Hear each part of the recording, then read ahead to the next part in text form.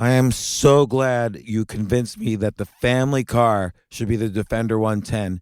It is so beautiful inside, it's so comfortable, and it just feels indestructible. Yes, it really is. I've been waiting a long time for the new model to come out. The Defender 110, I'm telling you, it's my favorite car of all times. It's my third one. You know, I have stories of going off road. The guy managed the group. He was like, "What are you doing in this beautiful car?" I'm like, "I'm going off road." He's like, "Are you sure? Because you can use one of ours." And then they look like Mad Max cars. I'm like, "No, no, no, no, we're going to do this." And he was shocked. Wow. Well, it's great because the Defender has been reimagined for 21st century adventure, and its unparalleled off-road ability as well as its robust interior are invaluable whether you're headed towards uncharted territory or just a weekend of exploration. The Defender 110 tackles challenging surroundings with absolute confidence. The SUV conveys strength outside and in, featuring peerless technology like an intuitive driver display and an award-winning infotainment system. That's my favorite part, to keep you connected no matter where the journey takes you. Adventure is unique to everyone, and so is the Defender. Choose from the two-door Defender 90, the four-door Defender 110, or the larger Defender 130 with the ability to seat up to 8 passengers. You'll find uncompromising performance in all three. So pack up and go even further with the Defender 110. Learn more at LandRoverUSA.com/Defender. These days, we're all investors, trying to be smart with our money despite our worst impulses. But at iShares, we believe that deep down inside of every investor is a better investor. One that's just waiting to be let out. Explore iShares ETFs and insights and let your best investor out. Visit iShares.com for more information. This isn't your average business podcast, and he's not your average host. This is the James Altucher Show. Today on the James Altucher Show. This is a podcast I did for Wired.com about a lot of interesting topics, but the first topic was how my favorite science fiction movies have changed my life. I don't know, it was a unique interview. It wasn't what I normally talk about, and I asked them if I could put it on the James Altucher Show. I just did this a few days ago, this podcast for Wired, and enjoy. Let me know if you like this. It'd be really helpful for me if you write a review or even just tweet at me. And let me know, actually. I used to do these Twitter Q&As, and I really enjoyed them. I did them for 6 straight years every Thursday. Let me know if you'd like me to do something like that again. In any case, my favorite science fiction movies and how they changed my life, and a bunch of other interesting topics. The podcast that I originally appeared on was The Geek's Guide to the Galaxy. I highly recommend that podcast. Here's the episode on my podcast.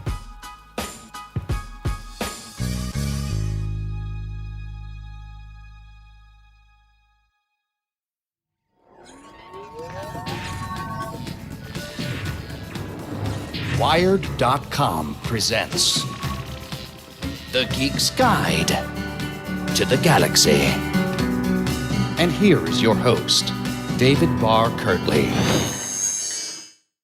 Hello, and welcome to episode 461 of Geek's Guide to the Galaxy. Our guest today is entrepreneur James Altucher, host of the popular podcast The James Altucher Show. And we'll be speaking with him today about his article, 11 Sci-Fi Movies That Changed My Life, and about his new book, Skip the Line, in which he shares lessons about life and business that he's learned from making millions, losing it all, making millions again, losing it all again, and then making millions a third time. And now here's our interview with James Altucher. All right, so we're here with James Altucher. Welcome to the show. David, thanks so much for having me on this show, Geek's Guide to the Galaxy. I'm looking forward to this. So let's get right into the first thing I wanted to ask you about is that you wrote an article called 11 Sci-Fi Movies That Changed My Life. So do you remember how you came up with the idea for that article? Well, I mean, since I was a kid, I've been a sci-fi fan. I don't know how I would describe myself. I wasn't like the average kid, and I just loved, I read every science fiction book I could find. I watched every science fiction movie, and probably there were several. I mean, certainly Star Wars is a classic. I was 9 years old when that came out. It was so influential to me. It changed my life like it did for many other kids. But that's obviously influential, but there's a million science fiction movies that have been, a big influence on me.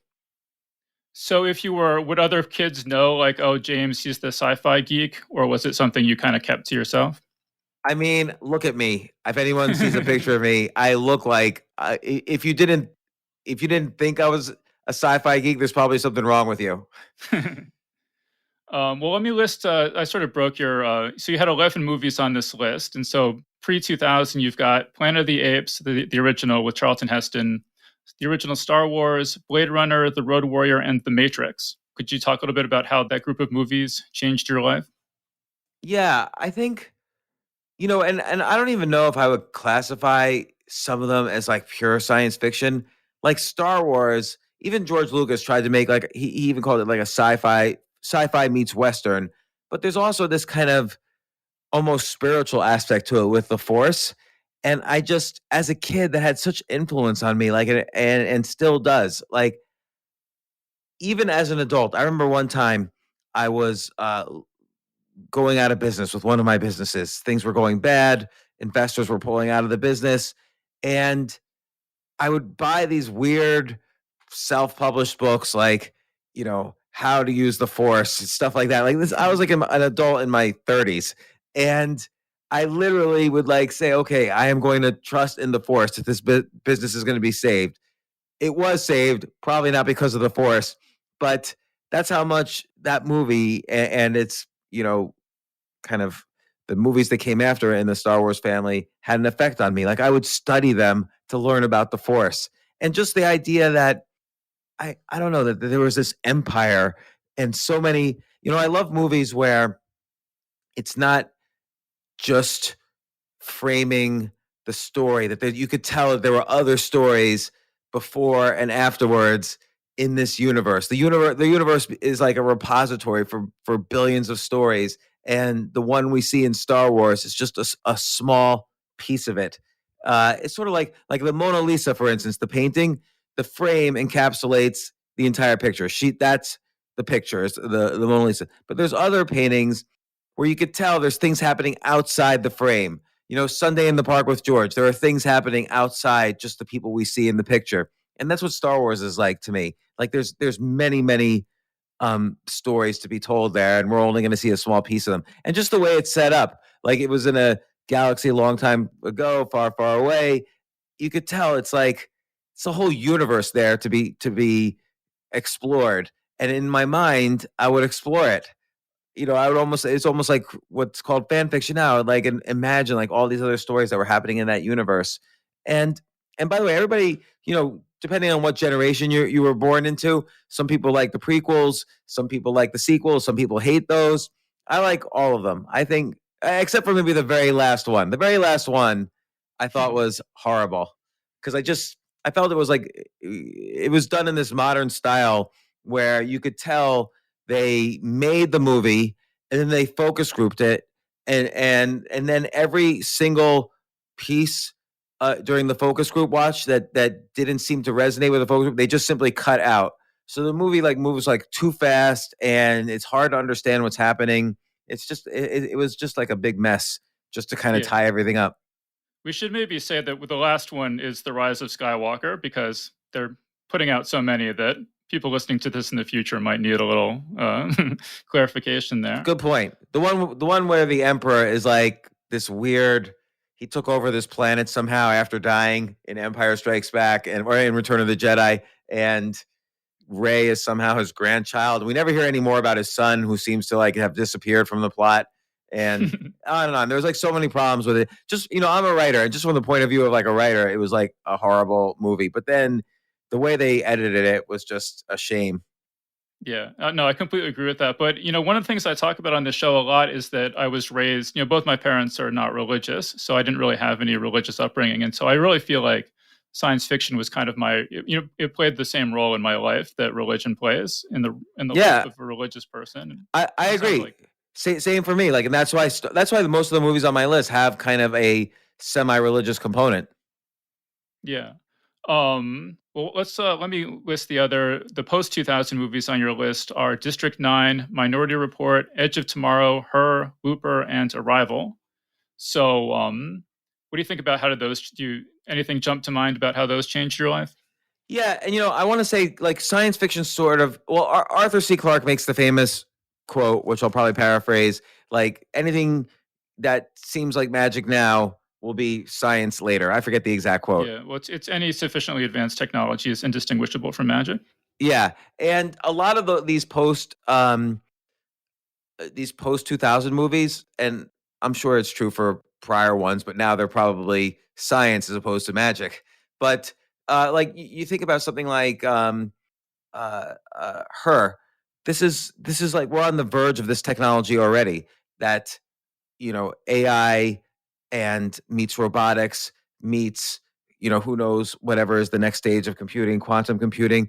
Things like her will be possible where you have artificially intelligent beings that may or may not be conscious, but we won't be able to tell, and will play some sort of role in our lives. Like will be part of our lives, even like maybe at first the way a dog is. Like a dog is not somebody we really have an intelligent conversation with, but a dog is man's best friend, and it plays a role in our lives, the role of pets. But I think AI will start that way and then move beyond it. I mean, AI already is kind of that way, but it will move beyond it and really play the role of a companion, or at least a helper or assistant in some way. And so her seems to me we're on the verge of that. And it kind of, a lot of these post 2000 movies are sort of guides to how the year 2050 might look like. Uh, what was one other one of the Edge of Tomorrow. I love just any kind of time travel movie because and there's so many great time travel books. Like that's an entire genre into itself. But just there's this kind of this aspirational aspect. What if I was the only one who could move in and out of time? What would it mean to me? What would I do? How would my life be better or would be worse? Like Groundhog Day is an amazing movie because he uses that same day, and I think they theorize that he's in the Groundhog Day like 19,000 days in a row, give or take, and he learns to play the piano like a master. He learns so many skills and he becomes a better person as a result. And through these science fiction movies, we're allowed to speculate, what if this were to happen to me? Because in all these science fiction movies, part of the point is that it doesn't happen to someone special. It happens to someone mediocre or even below mediocre, like Bill Murray in Groundhog Day. We can relate to that person who's mediocre, who's an everyday person, and we can speculate, what would it mean for me? It's almost like watching Groundhog Day is almost like a safe way to experience those 19,000 days and understand how I would grow and how I would learn. And maybe I can learn those things now without spending those 19,000 days. Similar with Tom Cruise, he kind of figures out how to make create a world in the direction of what he thinks is the better world, and along the way falls in love and has to figure that all out about himself, about the world around him. So I don't know, it's very exciting to me, these movies. Yeah, and you can see that with your podcast for sure, because you do talk about science fiction sometimes. So, like, some of the guests have been Chuck Wendig, Hugh Howey, Andy Weir, James Luceno. Yeah. Could you just say why you wanted to talk to them in particular? Yeah, just understanding, like take someone like Andy Weir, The Martian. There's not really many characters in that. There's just the main guy who's stuck on Mars and a little bit the guys on Earth. So plotting is a little different in some of these science fiction movies, and of course in science fiction books. I mean, and of course science fiction has something that most fiction, almost all other kinds of fiction do not have, which is world building. Like James Luceno has to create the world of which Darth Plagueis and these other Star Wars characters exist. He has to work off of the world of Star Wars, but then create his own worlds.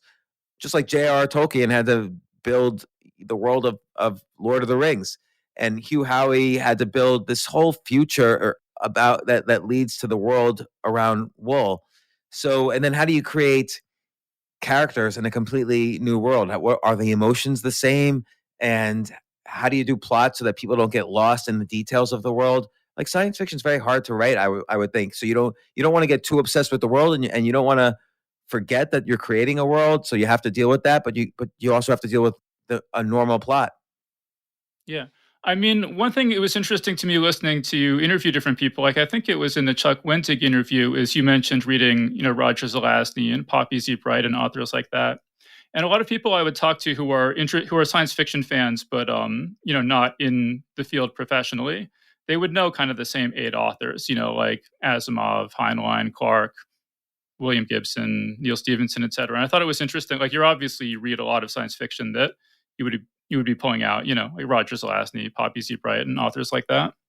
Yeah, I mean, as a kid, so I grew up in the 70s and the 80s, and there weren't really a lot of science fiction movies.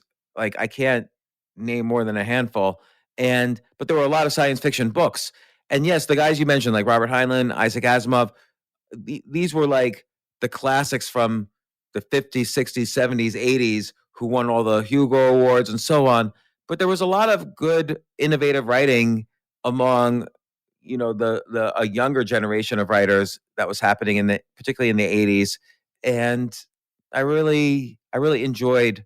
I probably enjoyed fantasy a little bit more than science fiction. Like Roger Zelazny, I would consider more a fantasy writer.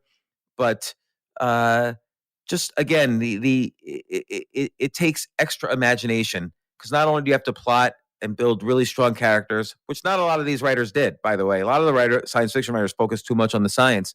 But if you could create a good plot, good characters, like with depth, and successfully world build, it's really a hard task and amazing thing to read. Yeah, I mean, Roger Zelazny's Chronicles of Amber is my all-time favorite series. Like I've read some of those books 40 or 50 times. Yeah, me too. It's so funny. I just bought it. Like I hadn't read it in maybe, I would say 20 years. I read it 20 years ago, and was the last time I read it. I read it a million times as a kid, but I just rebought it, the whole series. Yeah, The Great Book of Amber. Yeah. So what was it like reading it 20 years later? Was it the same as you remembered or different? It was a little different. I would say the writing wasn't as good as I remembered it 20 years earlier, but still the tropes he uses, and the plotting, and the idea of this family that can like go through all these worlds and this spectrum of worlds between chaos and order, and the initial trope of a man waking up with amnesia, that has to figure, and he's got something special about him, but he doesn't know what, and he has amnesia. Voila, we have the Bourne Identity, takes the exact trope, decades later, by Robert Ludlum. So Roger Zelazny, I think, was the first to really take a lot of these ideas and themes and make them into a great book. I remember one time I submitted a science fiction story to High Times magazine, which is you know the magazine, The and marijuana. Yeah. Lou Stathis was the editor. This was like in 1991, and they rejected it. But I talked to Lou, and he said, he kind of broke down Roger Zelazny's all of his books, and he said I should reread those to keep studying the form. How Roger Zelazny brings you right into the story and immerses you in it. I also love, what I love? I love Road Marks by Roger Zelazny. You know that book? Yeah, actually, I just saw that George R. R. Martin is turning that into a TV show. Oh, you're kidding. That is the ideal book for a TV show, because you could keep on generating stories forever as basically this guy's driving on a highway in and out of time. Every exit's like a different world or time period. And I thought it was beautiful. And then I like his Lord of Light. It's really, really great. He's such a great imagination. You really see imagination in the science fiction writers. Yeah, I mean, one thing that's distinctive about Zelazny to me is that he's cool. Like his characters have witty dialogue and humor, Yeah. and just attitude. And a lot of other science fiction writers have many strengths in terms of imagination and everything, but that quality of just being cool is something that is sort of That's a really good point. I never really thought of that before, but there's a certain authenticity to his main characters. Like they're usually kind of stronger than the average person. They're usually, like you say, they're usually cool in the sense of what cool means, but they're authentic to themselves. They won't do something that's inauthentic, really. Yeah, yeah. I thought there were some interesting things in terms of how these science fiction authors had influenced you. So you say that the Foundation series was the basis for your first hedge fund, and that Minority Report has sort of affected your entire investment strategy. Could you talk Yeah. about those? Yeah, sure. Well, think about the Foundation series. So essentially, the main Foundation, whatever planet, they use statistics. They use advanced knowledge of statistics to predict the future, right? And uh, this is a lot of what they wrote in the Foundation series, what Asimov wrote in the Foundation series, is really what we call artificial intelligence today. So a lot of people don't really understand AI. They think AI is somehow modeling the brain, and as the computers get faster, eventually they will perfectly model the brain. But really, what AI is, I'm making a broad generalization. So AI specialists, forgive me. I happen to be an AI specialist myself, but really what AI is you take a lot of examples of something and you figure out what the important features are in what you're trying to categorize, and you use statistics to then categorize new instances of what you're looking at. So in a game of chess, Alpha Zero, the AI, the best chess computer in the world, uh, looks at trillions of chess positions, knows which ones are winning and which ones are lost. And then when it sees a new chess position, it uses statistics to compare it to all the trillions of positions it's seen. And it says to itself, is this position most like a winning position or most like a losing position? And it uses statistics to do that. Now, it uses a very advanced form of statistics, but it's statistics nonetheless. And that's AI. And so, uh, when I started a hedge fund, I wrote software that would statistically look at, you know, 70 years of history of the stock market and categorize each day as either a winning day for the market or a losing day for the market. And it would statistically figure out, well, what was most common on the big winning days and what was most common on the big losing days. Now, tomorrow is a new instance of a day in the market. And I would then use all the prior history and the statistics about that to predict what would happen the next day in the market or what would happen the next day with certain stocks. And it worked. It was a very successful strategy. And I was doing this like in 2000, 2001, 2002. A lot of people now are doing it. And so I don't know, I don't know what the state of the art is. I'm certain but you it's got advanced. the idea from reading Asimov's Foundation. You read 100%. Yeah, 100% from reading Foundation. In fact, when I would pitch my strategy, because a big part of running a hedge fund is raising money, and you have to pitch your strategy. I would always ask people if they read Foundation, the Foundation series, because I would use that to explain my strategy. And what was the other one you mentioned? Minority Report. It's the same thing. Minority Report's the exact same thing as Foundation. Is that and by the way, the company Palantir is the exact same thing as Minority Report. Palantir, when your bank calls you and says, "Oh, you've made a transaction that we think might be fraud," that's because they have lots of statistics about you and about people who are like you and about people who are like you who then commit fraud. And so everything you do is analyzed statistically. Is this more like, the David we know, or is this more like the David we know that maybe matches our profile of how David would commit fraud? And if it's the latter, they close your account for a few minutes and call you and say we suspect fraud. So that's working like exactly how Minority Report works and how Foundation works and so on. I heard you saying in one of your podcasts that I listened to that you're not concerned about AIs waking up or like taking over or running amok or anything like that. No, that's insane. Like, is a dog ever going to think like a human? No. AI is a different beast. Computers are not humans, and the computer chip processor does not act in any way like a brain. There's nothing about computers that would make me think suddenly one's going to become conscious. That maybe if that's true, it's at least 1,000 years away.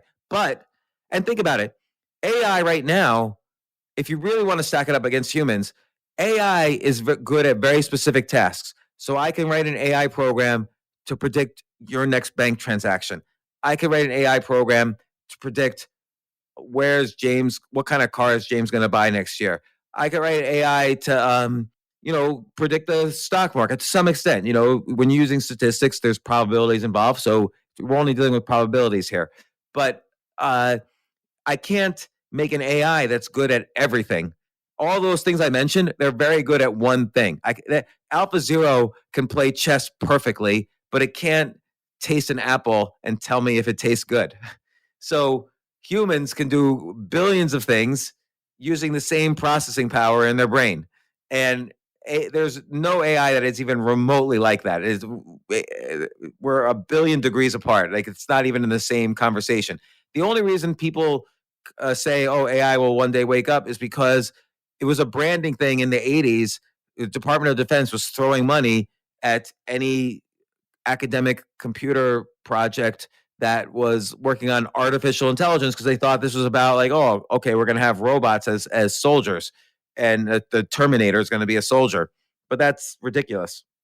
I mean, I had kind of this interesting experience where, I interviewed Steven Pinker, and he sort of said in passing that he's not concerned about AI, sort of like you're saying. He said, if Elon Musk was that concerned about AI, he should stop making the self-driving cars because that would be the thing that would lead to it, but I'm not concerned about it. Well, Steve, yeah, sorry, go ahead. Let me just finish. And Elon Musk actually saw that and tweeted about it, saying Steven Pinker doesn't know what he's talking about. There's a complete difference between the kind of AI that would drive your car and general AI. And there are good reasons to be really worried about that. And I feel like he seems like someone who, if it's as clear cut as you're saying, it's 1,000 years away, 1,000,000 miles away. How do you think that people like Elon Musk are so concerned about this?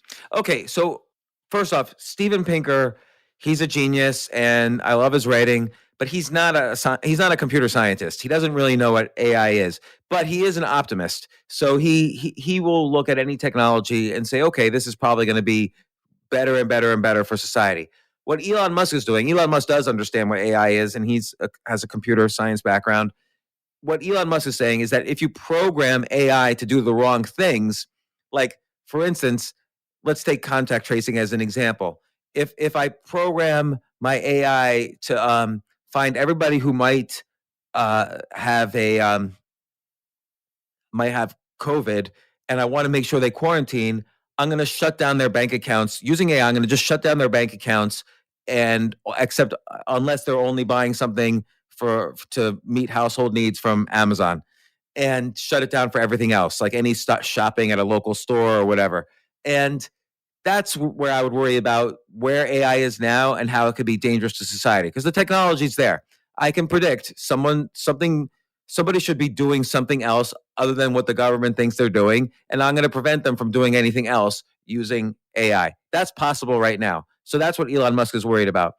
Whether he's worried about a computer waking up, there's no way that someone who understands AI would be worried about that. So my guess is Elon Musk is more worried about these specific tasks that I've described AI is good at, but somebody programming a computer to do a specific task that is against the freedoms of people. So in your book, Skip the Line, which I do want to talk about, one of the things you say is that, you talk about a lot of different things in the book, but you talk about your podcast, which I'm particularly interested in, obviously. And one of the lines that jumped out at me is you say, I interviewed thousands of people at 3 a.m. in New York City. I interviewed prostitutes, pimps, drug dealers, and homeless people. I learned how to interview during this period. And just as an interviewer myself, I was just curious, what did you learn about interviewing from that whole experience? Yeah, so back in 1996 through 98 or so, I was doing a project for HBO called 3 a.m., where I would interview people at 3 a.m. on like a Tuesday night.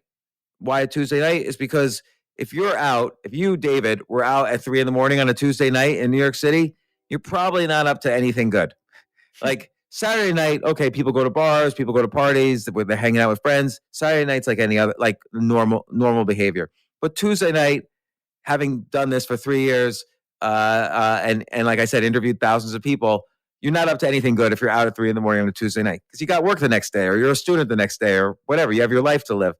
So I started doing this, and I was really scared because it's hard to just walk up to people at 3 a.m. and say, "Hey, can I talk to you?" And I the first thing I learned was to overcome my fears and shyness. Like, you just have to go up to people, and everybody everybody has a story, and you just have to respect that story. And you also have to make sure right away that you're likable, that they don't that you're not. I mean, you're walking up to someone at 3 a.m, so you have to make sure they're not threatened at all. And so you have to be likable, and you have to learn. That's now I say likable. It's not like I was unlikable, but likable in this context is a skill. Like you have to basically say things and do things to appear non-threatening and to get them to open up to you very quickly. You have like maybe 2 or 3 seconds to make this person think, okay, I'm willing to tell this person deep secrets in my life. Because it's only interesting when you find out why they're out at 3 a.m, and most of them are up to something not so good. So they've gotta acknowledge that they're gonna tell you things that in normal circumstances they wouldn't want the whole world to know. And so I really learned a lot about that. And I really did. And then I also learned everybody's got a story, but then everyone's got a deeper story. So a transvestite prostitute on the street in the meatpacking district in Manhattan, which used to be a very tough area, now it's like a glamorous area. But a transvestite prostitute, this person first has the story of what's going on tonight. What's the life of a transvestite prostitute like? Why aren't they, why don't they have another kind of job? And you learn a lot. But then the deeper story is what happened to them as a child, where now this is their life. And what are they going to do when they're older? And, what do they cry about when they get home? Everyone's got a story, but then everyone's got a deeper story. So is it pretty similar interviewing people for your podcast who are like, entrepreneurs and celebrities and podcasters and writers and things? Then is that pretty similar to interviewing the prostitutes and pimps, or absolutely. different? Absolutely. And sometimes people you can't do it. Like sometimes their shell is too hard, or it's not enough time, or they weren't really willing. They were on the defensive. They weren't really willing. So that again, the likability thing is just as important. Becoming friends with them in a very short period of time, and also you have to listen very closely. Like I was talking to Coolio once, the rapper, and we were talking about his rap career, and that was fascinating. That's the story. And then he was like, and then I took a few years off. I had some coke addiction problems, but I solved that. And then I got into cooking. And I said, whoa, whoa, whoa. How do you just solve your coke addiction? And how did you get into that? And so that's for him the deeper story. Like here's this kid who grew up in Compton, and for 17 years, he would write lyrics every day. He was never really in a gang or anything. He would just sit at home and write lyrics. He was kind of the geeky guy. And then suddenly he has the number one hit in the world. So he didn't really grow up with an addictive personality or anything, except he was obsessed with rap. And he really understood rap and hip hop, and he broke it down. But then there was this deeper story that he had some problems after that. And why would someone so successful have these problems? And how did he solve them?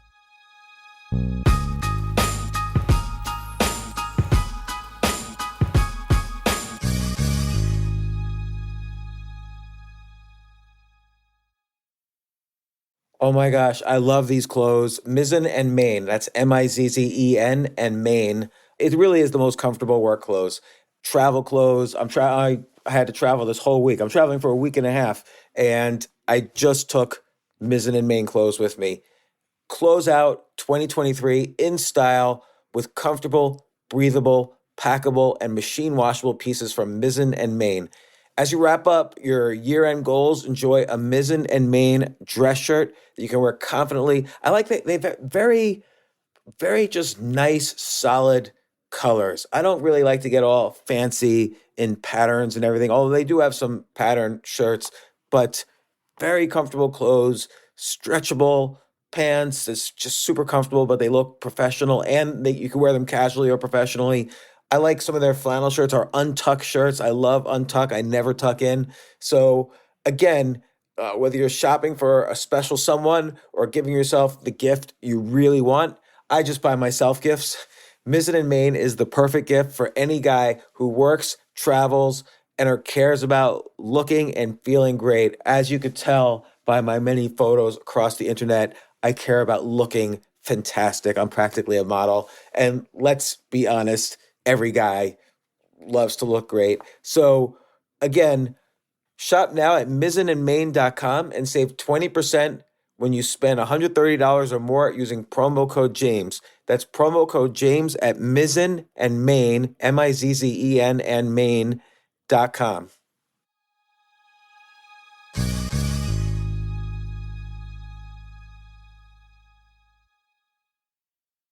You know what I love about fantasy sports is that even though I'm not going to be a great basketball player or a baseball player or a football player or whatever, I feel like I get to participate and make decisions and use my knowledge of these different leagues or these different sports to compete. So it's like I can pick my team or I can pick my favorite players and I could use my knowledge to make predictions and maybe even make money. So with the basketball season here, you can now pick combo projections across football and basketball from the Specials League on Prize Picks. This is a league created specifically for combo projections that include two or more players from different sports or leagues. Want to play alongside some of Prize Picks' favorite players like rapper Meek Mill and comedian Andrew Schultz, who's also been a guest on this podcast, and I've been a guest on his? You can now find community plays under the promos tab of the app to view entries for some of the biggest names in the Prize Picks community each week. Look, Prize Picks even offers a reboot policy so that your entries stay in play even if one of your players gets injured. For football and basketball games, if you have a player who exits the game in the first half and does not return in the second, that player is rebooted. Prize Picks is the only daily fantasy sports platform with an injury insurance policy. What? So I love playing it. I love anywhere where I can use analytical ability with my interests to demonstrate some skill and maybe make some money. And I like the game-like aspect. I do wish they had chess as a category on prizepicks.com, but I'll settle for what they've got. Maybe I should make my own fantasy chess league. But in any case, I love Prize Picks. Go to prizepicks.com/James. Use code James for a first deposit match up to $100. That's the easiest $100 you're ever going to make. So that's prizepicks.com/James and use code James. Daily fantasy sports made easy.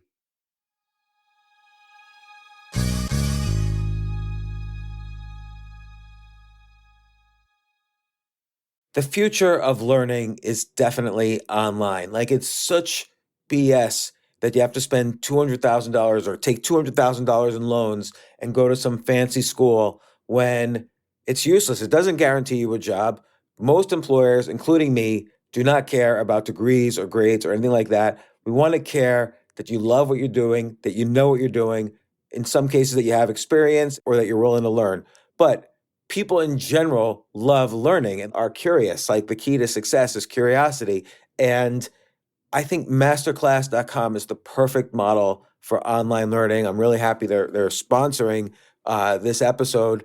If you're going to give a gift, give the gift of learning. Masterclass makes a meaningful gift this season for you and anyone on your list, because both of you can learn from the best to become your best, from leadership to effective communication to cooking. Let me tell you some of the classes I've taken. I've taken comedy from Steve Martin. I mean, can you believe I can take a class from Steve Martin on comedy, or Judd Apatow, my favorite comedy director? I could take an actual class from him on writing. Wolfgang Puck on cooking. Dan Brown on writing, or Judy Bloom, who's been on this podcast, on writing. By the way, Wolfgang Puck also has been on this podcast. It's such a pleasure. I try to take classes all the time from masterclass.com. And whether you're watching Masterclass on TV or listening in audio mode in the app or on their site, the quality speaks for itself. It's like these Masterclass instructors are your own personal mentors that are going to help you reach the next level. How much would it cost to take one-on-one classes on comedy from Steve Martin or on chess from Gary Kasparov? You just wouldn't be able to do it. But it would cost hundreds of thousands of dollars. With a Masterclass annual membership, it's $10 a month. Memberships start at $120 a year for unlimited access to one-on-one classes with all 180 plus Masterclass instructors. So it's not just $120 for one instructor. You get all 180 plus Masterclass instructors. Boost your confidence and find practical takeaways you can apply to your life and at work. And if you own a business or are a team leader, use Masterclass to empower and create future-ready employees and leaders. That's the real education in today's world. So this holiday season, you can give one annual membership and get one free at masterclass.com/JAS. JAS, of course, stands for the James Altucher Show. So right now you can get 2 memberships for the price of one at masterclass.com/JAS. Masterclass.com/JAS. Offer terms apply.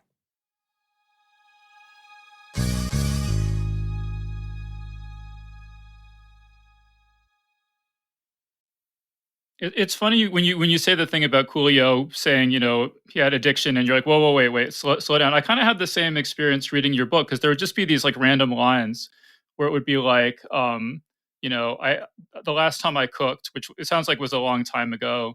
I haven't been to the doctor since I was a teenager. I'm not allowed to drive.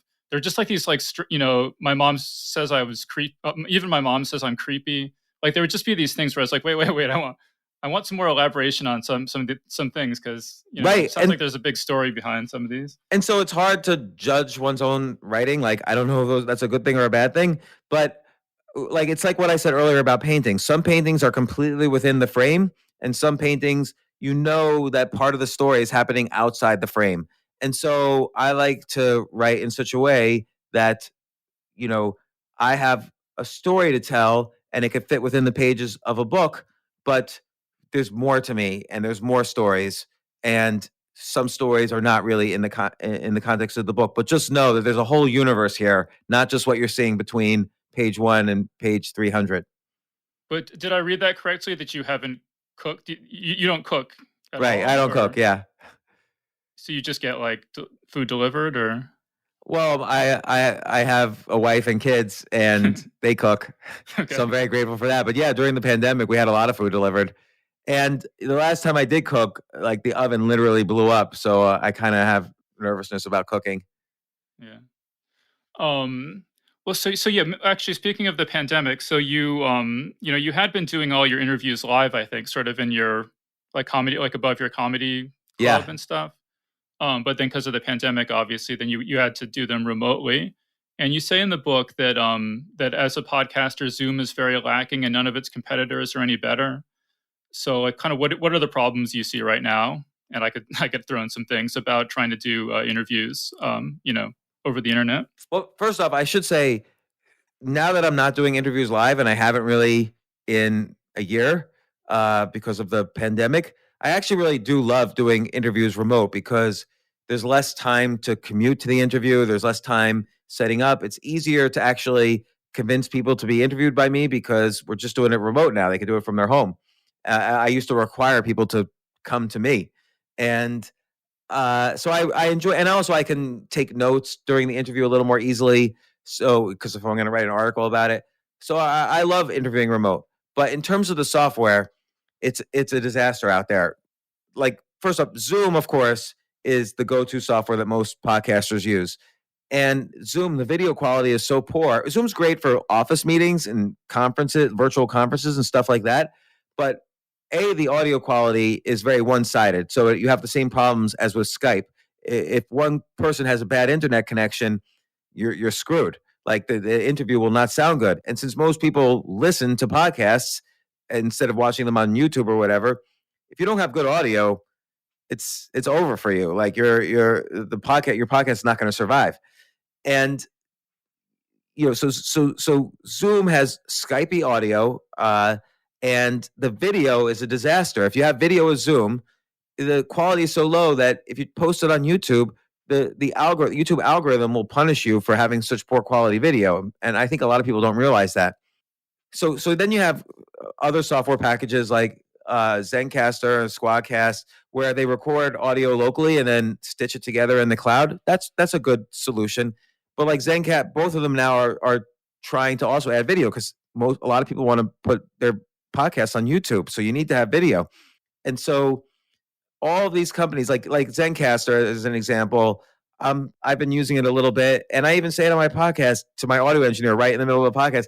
Why are we using this? It's that there's too much audio lag, that you can't use video properly. There's audio lag, and the video, if there's a poor internet connection, it's just flashing, so it doesn't really do what it's supposed to do.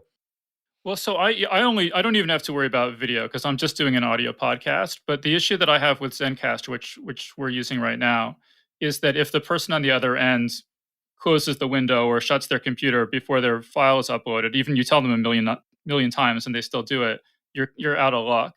And so I have to record so what I do is I record the Skype call and I use Zencaster. And if anything goes wrong with Zencaster, at least I've recorded the Skype call. But then you kind of, like, as you've experienced, you have to get people to like log into Skype and log into Zencaster, and they're totally confused. And so Right. yeah, I didn't even mention that problem. Like, but you're right. That is a huge problem with a lot of these ones that record audio locally. They need to also have a more general, like, just record on one point on one node so that you have the audio in the worst case scenario. Like, let's say I interview Richard Branson and he hangs up too quickly. Am I really going to be able to get a hold of him and say, "Hey, can you turn your computer on again? Because I'm getting something from your computer right now." Like, he's just not going to do it. I'm never going to talk to him again in the first place. And he's just going to say, "Well, I guess we just missed that." Yeah. So I saw that you have a thing that you're working on, and I was wondering if that was a feature I could suggest to you. Oh yeah, believe me, that's an important feature that in this. I want look. I'm a podcaster. I want software that works. So I know the same things you know, which is that none of this software works. You know what you need. It's not that hard. You need something that just works, that can record audio and maybe video, and maybe have some other features. Like, it would be nice if the audio engineer during the podcast could have a soundboard right in real time in the podcast to take out ums and ahs and maybe drop in an ad.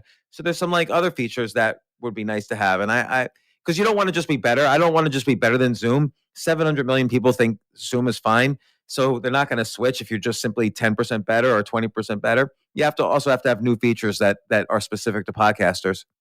And that's kind of a fundamental rule of business, that it's not good enough to be better. You have to also be the only. So Betamax famously was better than VHS for storing movies, and Betamax lost because they were just a little bit better than VHS.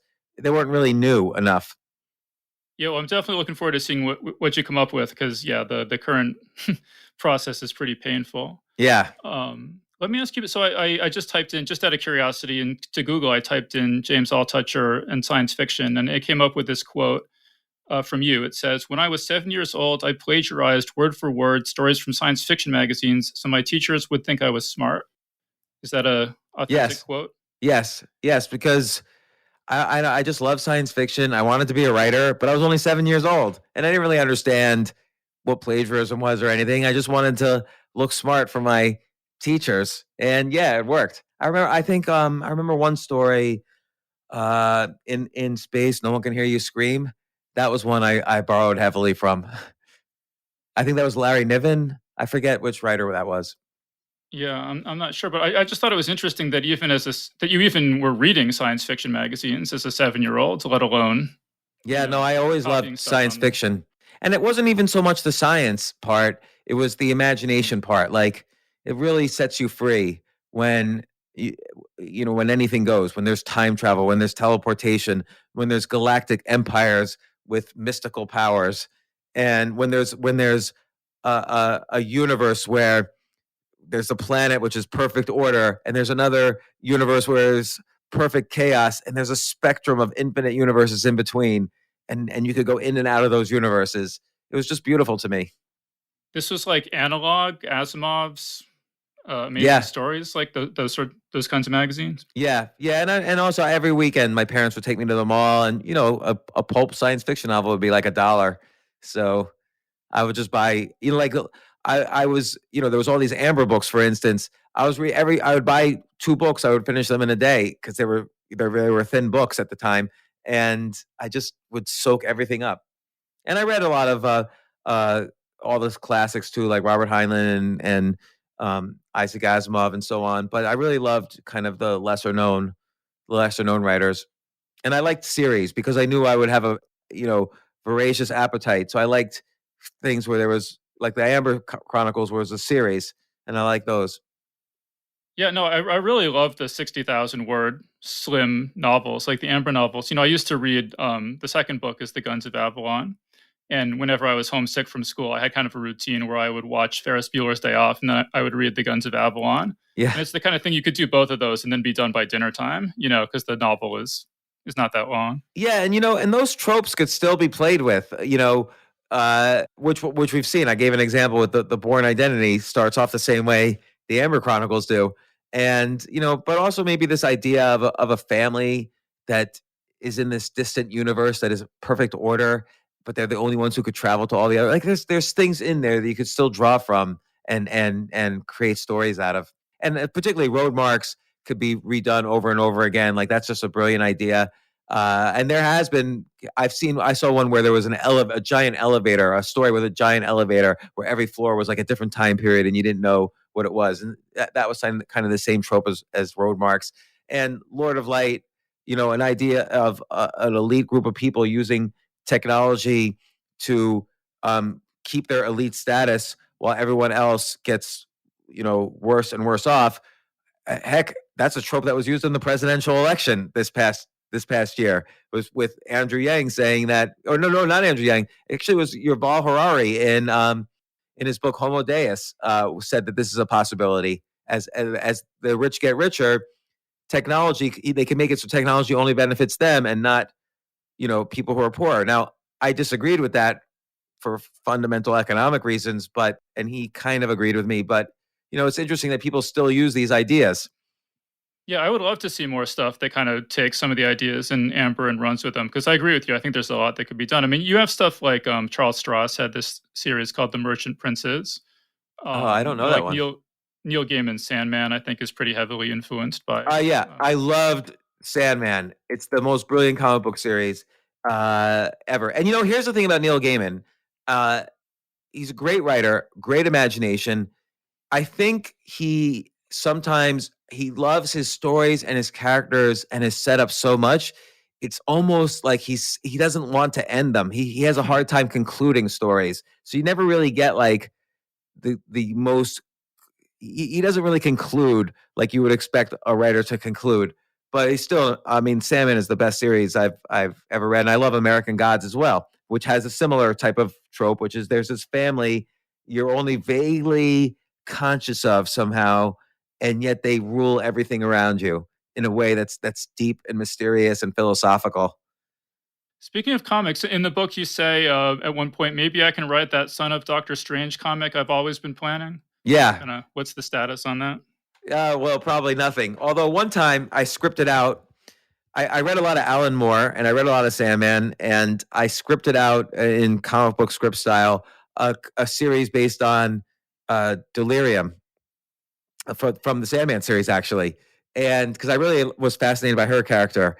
And I sent it to DC. It just so happens Lou Stathis, the editor who was at High Times, became the editor of DC Comics.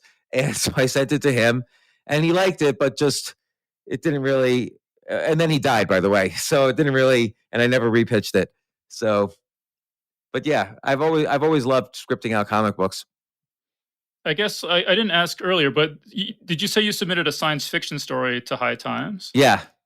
Was it a marijuana related science fiction story? No, but it was very kind of virtual reality, kind of reality distorted. So I figured it would fit in. And the editor was a friend of a friend, so I had a connection, and I submitted it. But I wasn't. This was in 1991, 92.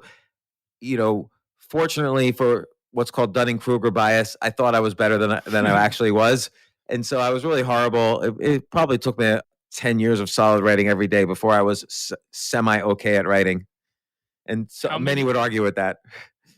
How many science fiction stories have you written? I haven't written a lot of stories lately, but probably close to like 20 or 30. But I would say that they were a while ago. I would not use any of them now. Now I write a lot of stories. I write like narrative nonfiction. So I write stories that have a story like literary feel, but about myself. Because I write about things that have happened to me. And that tends to be my genre. Almost like how Charles Bukowski, if you read the book Post Office, he calls it a novel. That was his first novel. But it's not really a novel. It's completely nonfiction. It's about his stories working at the post office. So that's kind of the style I like the best. Celine's Journey to the End of the Night is similar. A lot of writers write in that style. So you don't think you'll ever write any more science fiction? No, I actually, it's so funny. Like I think it was 2015. It's about 6 years ago, or a little more than 6 years ago. I was going to spend the year writing science fiction. I was going to really go full force into it. And then early in the year, like in January, I got up on a stand-up comedy stage and I became obsessed. And so for the last 6 years, I've done, except for during the economic lockdowns, I did comedy 6 nights a week. And that cut into my writing time.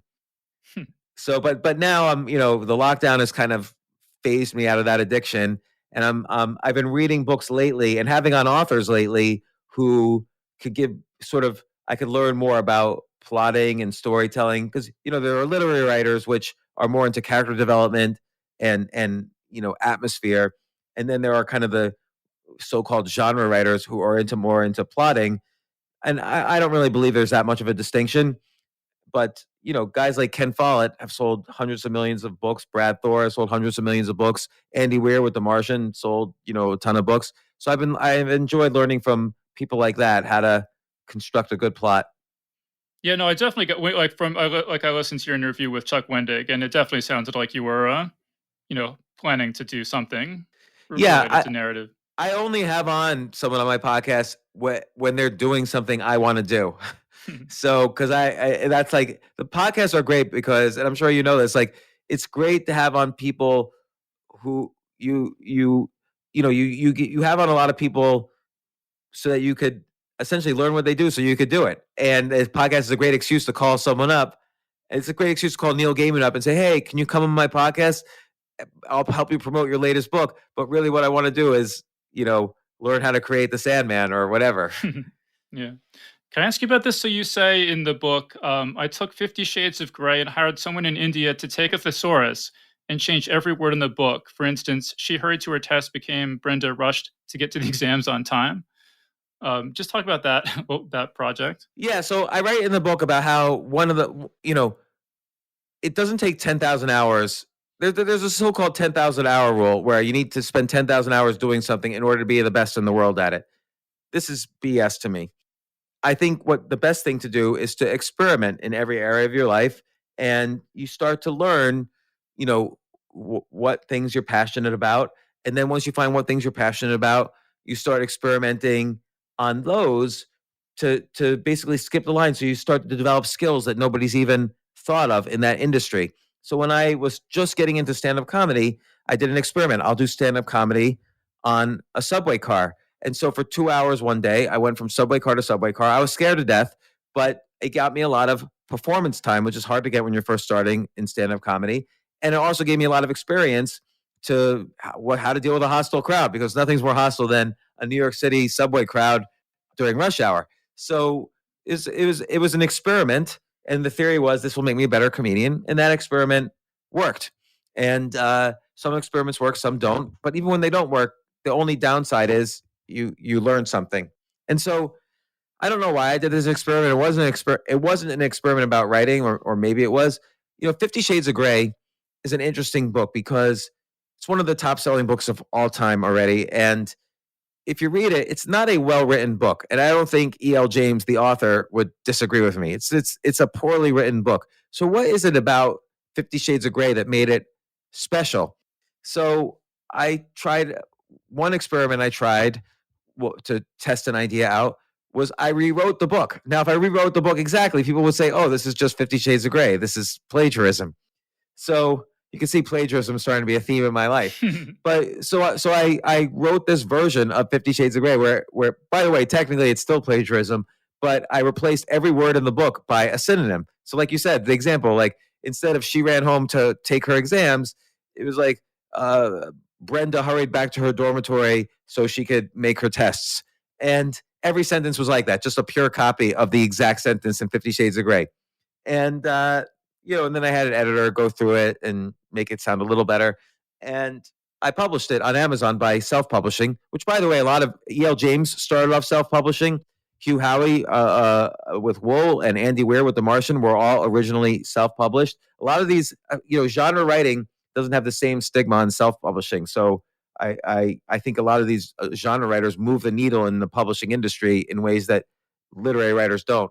But so I published this book. I think it was How to Satisfy a Billionaire. I changed the title, and it's the story of a shy girl, the diary of a shy girl. And I used a pseudonym, of course, Jackie King, the famous porn writer Jackie King. And it sold like 60 copies. That's it. So, it was just a fun experiment. Really didn't have any concrete conclusion. I think what really helped E.L. James was her huge social media following on fan fiction websites for Twilight. And that's what really got her first 250,000 sales, which then got her to have a real legit publisher. And then there was another odd thing that helped her, which was the invention of the Kindle. Because if I'm reading a soft porn book and I'm taking a bus to work, and which is maybe the only time many people read, is I don't want people looking at the cover of Fabio and they're having sex and whatever. But on a Kindle, no one can see what you're reading. You just look smart like you're reading on the subway. And so I think that opened up the gates to books like 50 Shades of Grey. And 50 Shades of Grey was published just then. And because it was self-published and Amazon was pushing their self-publishing, it got a little push on the Kindle because of that. Did you ever worry that your self-published book would do really well and then you would have plagiarism issues? I never worry about stuff like that. A lot of people do worry about things like that. Like I had, I wrote an article about Skip the Line, and I gave it a rave review at the very top of the article. So Skip the Line's my recent book, and I gave it a rave review on the top of the article from Jerry Seinfeld, and Jerry Seinfeld notoriously hates me. Like he wrote an entire op-ed in the New York Times a few months ago, just completely trashing me. So I assumed people would just take it as a joke. And what ended up happening was a lot of people was like, oh man, that's great. You guys, made up and Jerry Seinfeld read your book and he loves it. And my wife was really worried, like, Jerry Seinfeld's going to sue you. Jerry Seinfeld's going to sue you. And I'm like, you know what? He's not going to sue me. It's clearly a joke, even if not everyone gets it. And I'll just worry about it when it happens. If you spend this, there are many more bad things that can happen than good things for most activities you do. And if you spend too much time thinking about the bad things, you're never going to get anything done. And also, life's about taking some chances. And what's the worst case that could happen? Is Jerry Seinfeld's not going to sue me. He could say, I didn't say that, and I could apologize to him. And by the way, that's newsworthy, so that will drive sales to the book. That's the worst that could happen. I was wondering, because I followed the whole, because to explain, you wrote an article called "New York City is Dead Forever" or something like that. Yeah. And then Jerry Seinfeld called you a putz and a loser and stuff. Lots of things. Yes. Since I'm not that involved in the comedy world, so I wasn't sure how. Like, is he really legitimately hates you, or is all of it kind of a way to get publicity and have fun or whatever? Like, if you ran into him at a club or something, probably legitimately probably a little bit of both. Like, I don't think he likes me, but I don't think he like despises me or anything. He maybe despised my article, and I think he misread my article. We both have a similar love for New York City and we want it to be good. I just think he was in a little denial and he probably thought I was wrong. So, but yeah, he's performed at the club that I own, and I have no real problem with him. But it did cause me a lot of grief. A lot of people rode his words and really used that to further trash me. And it was a lot of comedians trying to get on his good side, trashed me, and I knew all of them. And so it was really personally upsetting, but it was for me, I didn't care that much. His opinion is not one that I'm like, oh my God, I hope Jerry Seinfeld likes me. Like, his opinion is not one I focus on. Yeah. I guess maybe the last thing I'll mention here is that I forget which interview I was just listening to, but the two of you were talking, I forget which one it was, but the two of you were talking about why was Harry Potter so successful when other, similar books weren't. And I even interviewed an author named Jane Yolen, and she wrote a book called like Wizard School or something like that came out, 10 or 15 years before Harry Potter. And it was exactly the same thing. There was like a kid with glasses, and his best friend was a girl, and his other best friend had red hair, and the bad guy is a former professor at their magic school and all this stuff. And then obviously it didn't have anything like the success of Harry Potter, even though she's a great author, and I suspect the book might even be better. I haven't read it. But I really felt like, and I wasn't really involved in publishing when the first Harry Potter book came out. I was just in college, but like everybody I heard talking about it was just really obsessed with this idea that the author had been on welfare, and it was like this rags to riches story where she was like a single mom on welfare, and now she had this book that was a best-selling book. And I really wonder if, you know, like at a certain point, what makes a book a super phenomenon is that it's a phenomenon, and so you just have to explain how did it become a phenomenon. And I wonder if this rags to riches story was a big part of why, out of all the similar kind of books that have ever been published, that Harry Potter became that initial phenomenon. Right. I mean, it's probably related because think about that earlier book. There's a lot of books. You go to the bookstore, there's 10,000 books. You go to Amazon, there's 10 million books. And why would someone read this person? People probably didn't even know who she was. I never even heard of that series, for instance. And people heard about the Harry Potter series because they didn't know if it was good or not. They just knew this rag to riches story. So they figured, okay, I'll check it out. So you have to give someone, people say don't judge a book by its cover. You actually have to, everybody judges a book by its cover. That's the only way to judge a book before you read it. Or you've read some story about the book, which helps you make a decision whether to read it or not. So there has to be some story about the story in order to get people to read it in the first place. So that's maybe this woman wrote a great book and just nobody knew about it, and so they didn't read it. I mean, you also know as well as I do, Neil Gaiman wrote books of magic about a kid with black hair and glasses who goes to a wizard school, and he's suddenly everybody realizes he's the best magician in history, including him. He didn't know it. He's like the best wizard, and so people accused her of stealing from that plot. But that's like it's a familiar trope. There's been many, what was it? Lev Grossman's written magician school type books since then, and they've done very well. There's a lot of people who have written similar types of books, and then you kind of take a trope like that, or a genre like that, and you reverse it. So there's the Lemony Snicket or something, who's like a kid who's like a bad wizard or something. I didn't read that series, so I don't know exactly, but it's like an inverted Harry Potter. So there's things you can do. You take a successful story and you can invert it, and that also should probably be successful. But as always, you need the story behind the story as well. I mean, for a while, young adult paranormal was a huge booming industry, maybe in part because of the success of Harry Potter or other things, like the Hunger Games and all these other books. But eventually it tires out. Like 1,000 people write the same story, and eventually it tires out. There's a little bit of a luck factor too. So it's like network, luck, the story behind the story, even the cover. And Books of Magic, by the way, had just been written, so maybe people liked that story and wanted more. So that could have kicked it off. Who knows? Yeah, and whenever people say like, "Oh, this author ripped off this one thing," usually, like with Star Wars, you hear this a lot, like, "Oh, he ripped off Dune, he ripped off Hidden Fortress," like whatever it is. But it's like at some point, like the examples of who he supposedly ripped off multiply so much that it's like, well, if there's 50 different things that he totally ripped off, obviously he didn't rip off any one of them that much. Yeah, that's a good point. Or they all ripped off each other. I mean, I was having this conversation with Stephen Pressfield recently, and he wrote The Legend of Bagger Vance, which was, I think that was in the 90s, and it became a movie with Will Smith and Matt Damon. And it's about a golf tournament in Georgia in the 1920s. And he told me, beat for beat, every chapter in the story is the same as beat for beat the Bhagavad Gita, with similar characters, similar, so the Bhagavad Gita is the most religious text in Hinduism. It's probably written around 500 BC, so 2,500 years ago. And he said it's the exact story. The characters are based on the characters there.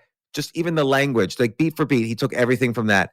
And that's a genius idea because this is a text that has been focus grouped by billions of people over 2,500 years. So we know it's a successful story, just like the Bible is. And, a lot of people compare Star Wars to the story of Jesus. And so when you take these ancient texts and apply it to a 1920s golf tournament in Georgia, that's certainly not plagiarism. That's just smart writing, where you take something that has been through history and still survived. There's plenty of books that have not survived the past 2,500 years, and nobody will ever know about them because they sucked. But these classic texts like the Bible, the Bhagavad Gita, the story of Buddha, all these other texts, that you can borrow from them and write stories with those ideas, and they will work. And a lot of stories are like that, including Harry Potter is sort of like the story of Jesus. Yeah, I mean, there's a lot more we could say about this, but I think we're pretty much out of time. So I think we should start wrapping this up here. I mean, it's been super fun talking with you, James. Yeah, same here. I was super excited to come on. I'm really happy you invited me on the podcast. Yeah, no, it's been really, really fun. Do you have any any other projects you want to let people know about, or any final thoughts or anything? No, I think I would like to say skip the line. My most recent book is a book about how to not only find your passion, how to be in the top 1% in the world for it. So, for instance, you and I have been talking about science fiction writing. If anyone listening really wants to quit being an accountant at some point and switch to being a science fiction writer, I basically describe step by step how to be in the top 1% of the world of any field you could imagine. And I kind of trash the 10,000 hour rule and give 20 other techniques. But also, not only that, it's one thing, and we touched on this with Harry Potter. It's one thing to be a good writer. It's another thing to monetize. Like that other woman you mentioned might have even been a better writer than J.K. Rowling, but she didn't know the field enough, perhaps, to monetize it. And so that's and no book out there really covers both how to learn, kind of meta learn things, and then how to monetize it, how to understand the new field you're entering in really quickly. Like when I started doing stand-up comedy, everyone told me, you can't skip the line, James. I've been doing this for 20 years and you got to do this, and this, and it takes time. Well, just a few years later, I was touring all over the world and people enjoyed it. And even right before the pandemic, I toured all over the Netherlands and then came back here and did a bunch of cities here. And I just canceled going to Philadelphia because I didn't feel like going. But in any case, it's possible literally to do just about anything you want and do it well and monetize it. And that's what I've switched careers like 5 or 6 times, and so have every one of my 800 podcast guests, and that's what I've learned. Yeah, no, it's really good about. I mean, like I'm not very good at monetizing or making money in general. And just reading through the book, I just kept. And I don't usually think about ways I could make more money, but just reading through this book, I was just getting all these ideas, like, oh, I could make money this way, I could make money this way. So it's definitely good for that.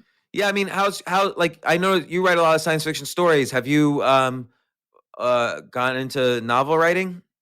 No, I haven't. So I published about 30. I started publishing science fiction stories when I was 16, and I published about 30, and I was in like best of the year anthologies and stuff like that. And then I got into podcasting, and I've just had so much fun podcasting that it kind of took over my life. And I've been doing that for about 10 years. Oh, great! And I do want to get. The next step would be to write a novel, but I haven't written a novel yet. I am hoping to get back to that. It's interesting though, but like, I don't know how many people listen to your podcast, but you've been doing it 10 years. I'm assuming you have a good audience. The thing is, every episode of your podcast probably gets more listeners than the average. The average novel has like 200 sales. So, it's hard. People aren't really as interested in brand new novels these days as much. Yeah. So it'd be more just because I want to do it for myself. It's been my lifelong dream. But yes, one of the things that's kept me doing podcasts is just it's so much fun recording something and having it come out a couple days later. Whereas when I was writing fiction, it would be like a year or 2 years or 3 years, even for a short story, from the time that you sell it to the time that it actually gets published. And that's pretty frustrating to deal with. That's what I love about self-publishing. You can finish the novel and just make sure it's good enough and upload it to Amazon, and now it's published. And no one ever asks, well, did Tor Books publish you? No one cares. Like, here's my science fiction book. Enjoy it. Yeah, so I might do that for sure. And again, like Wool started that way. 50 Shades of Grey, The Martian, a lot of great science fiction books started that way.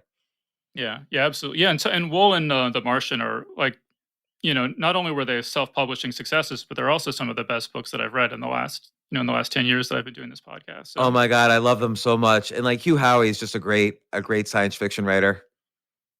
Yeah. No, he's amazing. Yeah, and he's been on the show too. So if people are curious, you can check that out. Yeah. But yes, why don't we wrap things up there? So we've been speaking with James Altucher, and again, his new book is called Skip the Line. So James, thank you so much for joining us. Oh my gosh, David, this is such a pleasure. Your podcast is great. The interview was really fun. I enjoyed talking with you. Let's keep staying in touch. Yeah, absolutely. I'd love that. Thanks, David. And that was our interview. So big thanks again to James Altucher for joining us on the show. And remember that Geek's Guide to the Galaxy is made possible thanks to support from listeners like you. So if you enjoy the show and want it to continue, please sign up to give us $1 or $2 per episode over at patreon.com/geeks. And if you'd rather make a one-time contribution, you can do that via check or PayPal over at geeksguideshow.com/crowdfunding. So big thanks again to everyone who's contributed. We really appreciate it. All right, so that was our show. So thanks everyone for listening, and we'll see you next time. The Geek's Guide to the Galaxy is a production of Wired.com. For more information about the show, visit geeksguideshow.com. To learn more about your host, visit davidbarrkirtley.com. Music and voiceover produced by yours truly, Jack Kincaid. If you enjoyed this program, tell your friends. If you didn't enjoy it, tell no one. Thank you for listening.